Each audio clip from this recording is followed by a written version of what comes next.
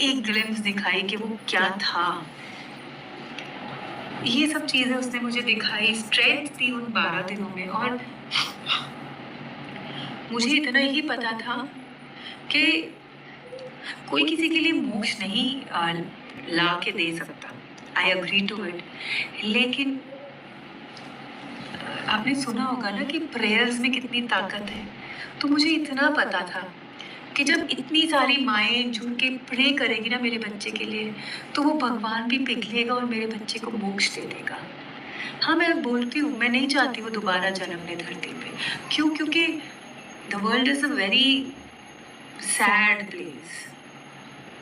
या आके इन्हीं सब झंझटों में पड़े, लोग उसके पीछे पड़े। कर्म तो मुझे एक ही चीज़ पता है कि कर्म ऐसा होना चाहिए कि हमें मोक्ष चाहिए लाइफ में। हम इतना ही मुझे पता है लाइफ के बारे में। तो मैंने बहुत क्लियरली ये सोचा था उन 12 दिन में कि I will pray, I will request mothers to pray कि मेरे बच्चे को मोक्ष मिले।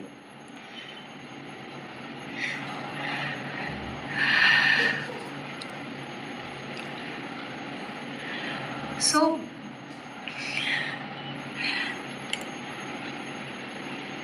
मेरी बस यही कोशिश थी कि फेयरवेल पार्टी करेंगे। पार्टी शब्द यस, तरन के दोस्त की बहन भी थी, सब उसके साथ क्लोज थे कि तरन भैया हमें बोलते थे कि ऐसे एग्ज़ाम लिखना, ये लिखना। फिर तरन भैया ने बोला था कि तेरा 10th का एग्ज़ाम ख़त्म हो जाएगा ना, मतलब बोर्ड दी, तो ना मैं प्लान कर लूँगा एक पार्टी, हम सब मिल के पार्टी करेंगे। क्योंकि वो ग्रुप का प्लानर था, कहाँ जाना है, कितना बजट है, कितना खर्चा है, कितने में हम सेव करें, वो सब था। अरे यार, आर्नव मंगला जी, यहाँ आके ना प्लीज मत करो अपनी बकवास, ठीक है? एक सेकंड लगेगा बेटा तुझे ब्लॉक करने में, जो तुम ये सब लिख रहे हो मेरे बेटे के खिलाफ। हाँ, yes I am ignoring, but अगर मैं एक इन्फ्लुएंसर हूँ तो इसका ये मतलब नहीं होता है कि मैंने हक दिया है हर एरे गहरे नत्थु गहरे को उठ के कि you can troll us. I need people to understand this. Not only people, but even content creators.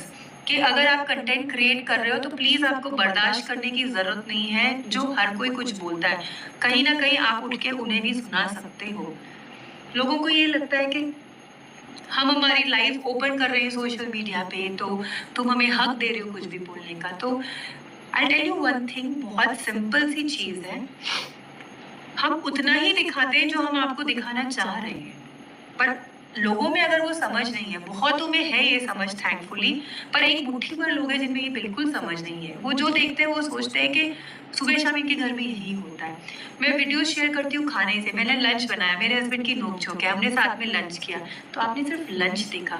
उसके बाद की साफ सफाई जो हमने मिलके की, घर के कोई और काम है या बैठ के बातें करना, डिस्कस करना, वो सब हमने आपके साथ शेयर नहीं किया, हमारे घर की प्रॉब्लम्स।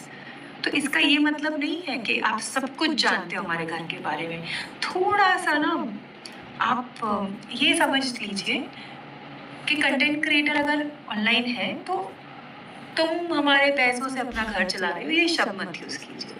आपको भी एंटरटेनमेंट चाहिए, तभी आप ये सारे ऐप्स यूज कर रहे हो, तभी ये सारे फोन्स चल रहे हैं। और हम कंटेंट क्रिएट कर रहे हैं, हमारा पर्पस कुछ होता है। मोनेटाइजेशन बहुत बड़ा फैक्टर होता है मोटिवेशन का, पर हर एक का एक रीजन होता है वीडियोस बनाने का। Secondly, yes sorry I got deviated, मुझे कई बार गुस्सा आता है। तो मैं ये बता रही थी कि वो अपने फ्रेंड सर्कल का पूरा प्लानर था कि कहाँ जाना है, बोलिंग भी जाना है तो सबको इकट्ठे करना, इतने पैसे लाना, इतने में खर्चा होना, कैसे कैसे पैसे बचाना, वो बैंकर भी था।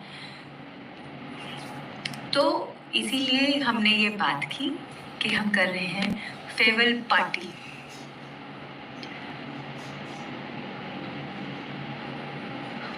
जिस दिन तारण घर आया 18 को, उस दिन सुबह मैं 11 बजे एयरपोर्ट से पहुंची हूँ, पर सारे बच्चे, हर क्लास के, कॉलेज के बच्चे जो उसके दोस्त थे, वो सब नीचे खड़े थे सुबह 9 बजे से।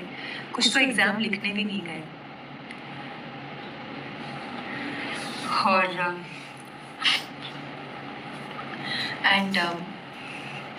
बहुत हालत खराब थी उन बच्चों की, बहुत।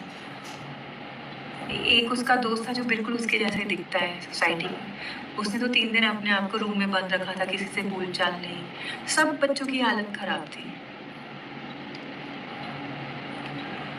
फिर जब हमने ये पार्टी प्लान की तो अ, बहुत एक्साइटेड हो गए। थोड़ा बच्चों को कुछ लगा कि हाँ, हम तरन के लिए कुछ कर रहे हैं। उन्हें भी ये बात समझ में आई कि तरन की सोल यहाँ है, हम उसे आखिरी विदाई देंगे और उसी के तरीके से देंगे, खुश होके।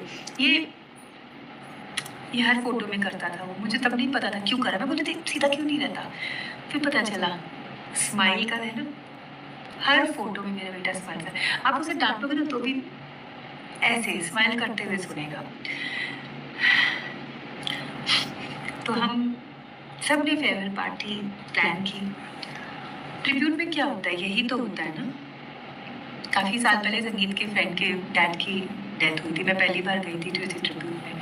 तो उन्होंने जो किया था, ऑडिटोरियम में फ्लावर्स थे, लाइव सिंगर्स थे, उन्होंने वो गाने गाए जो उनके फादर को पसंद थे। फिर फोटोज़ का डिस्प्ले था, वो क्या बोलते हैं उसको जो ऐसे बड़ा सा हम लगाते हैं? फोटोज ही लगा नहीं नहीं, जो ऐसे लगाते हैं वो टीवी जैसे बन जाता है। वीडियोस थी, स्लाइड शो था। नहीं नहीं, वो इतना सा आता है ना जो टीवी की जगह आप दीवार पे डालो तो उस पे दिखाई दे, स्क्रीन बन जाता है दीवार। Anyways sorry. तो स्लाइड शो था, प्रोजेक्टर से उन्होंने फोटोज दिखाई उनके फादर की, फैमिली की, गुड टाइम्स की, और सब दोस्त फैमिली आके बहुत प्यारी प्यारी बातें बताई उनके बारे में। और फिर हाई टी, नाश्ता और सब कुछ था। तो बट एक साल बाद करने की बजाय अभी करना नहीं, चाहते वो थे। उन्होंने एक साल बाद नहीं किया था, अंकल की डेथ के 12वीं के बाद किया था। 13वीं के दिन हुआ उन्होंने था, इसलिए किया उठावना था। क्योंकि सूल नहीं रहता है। हाँ, तो बहुत लोगों के ये सवाल है तुम एक साल बाद भी कर लेती। किसके लिए करूँ मैं एक साल बाद? मुझे आप लोग के लिए, किसी के लिए नहीं करना था। मुझे वो 12 दिन के अंदर इसलिए करना था क्योंकि उसकी आत्मा 12 दिन तक यही है, ये रिलीजन भी हमें बोलता है, यही है, मैंने सुना और सीखा है। तो जब वो है तो उसके लिए किया कि देख, हम खुशी खुशी तुझे विदा कर रहे हैं, और तेरे रहते जो हम सब कभी नहीं बोले। हम कभी बोलते हैं हमारे फ्रेंड्स को, पेरेंट्स को या सबको कि तू बहुत अच्छा है, तेरी ये बात मुझे पसंद है? नहीं बोलते, ये सब बातें जाने के बाद ही होते हैं।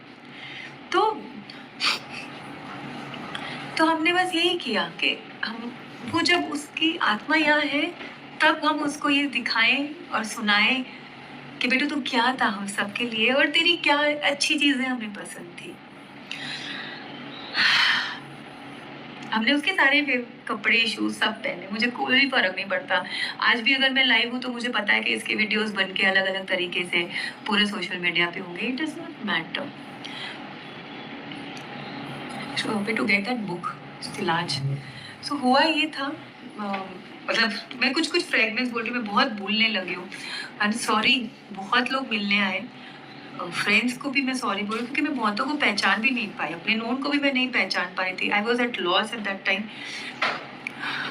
तो संगीत बहुत अपसेट थे कि मैं अगर उस दिन घर पे रह जाता, छुट्टी ले लेता, वो मैं उसे कहीं नहीं जाने देता, वो घर पे रहता, तो एक्सीडेंट नहीं होता, वो हमारे साथ होता।